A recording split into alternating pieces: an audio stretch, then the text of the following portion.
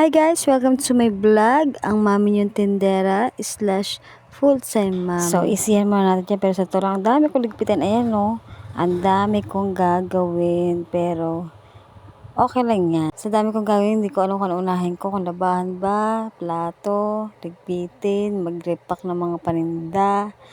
Ay, nako. Pero okay lang yan, okay lang. Ganun talaga ang mga mami. Kailangan natin, gawin natin mga obligasyon natin sa buhay. Siyempre, kailangan natin samahan ng smile para happy lang tayo guys every day. Para iwas wrinkles. Mabilisang linis lang yan guys habang wala yung mga junakis ko nasa school.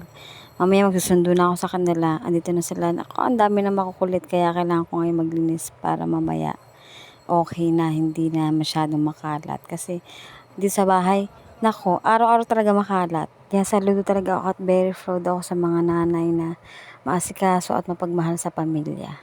Saludo ako sa inyo, mga mami. Okay na sa side na yan. Dito naman sa kabilang side. Kasi yung bahay namin side.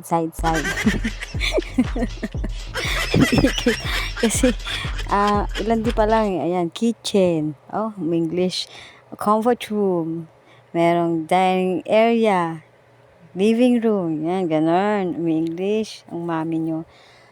Hindi guys, hindi. Kasi maliit lang talaga bahay namin. Pang isang pamilya lang. Pero okay lang yan. Ganun talaga. Yan, ligpit-ligpit ako dyan guys. Pero, mga after 3 days, yan.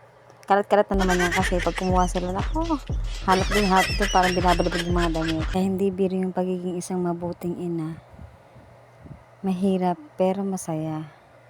Char! Nagdrama pa ang mami tinyo. At syempre, patapos na ako dyan. At kailangan ko na talaga mag-repack ng mantika kasi wala na talaga ako kahit isa. Kaya, kailangan ko mag-repack ng 2 bote para medyo marami-rami. Medyo okay kasi ang kita kapag nagre-repack. Kahit marami oras kang igugol sa pagre-repack, at least kahit papano, meron kang kita. Yun naman talaga yung pinaka-point eh.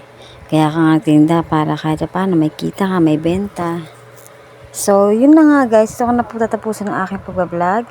Thanks for watching. God bless. Bye!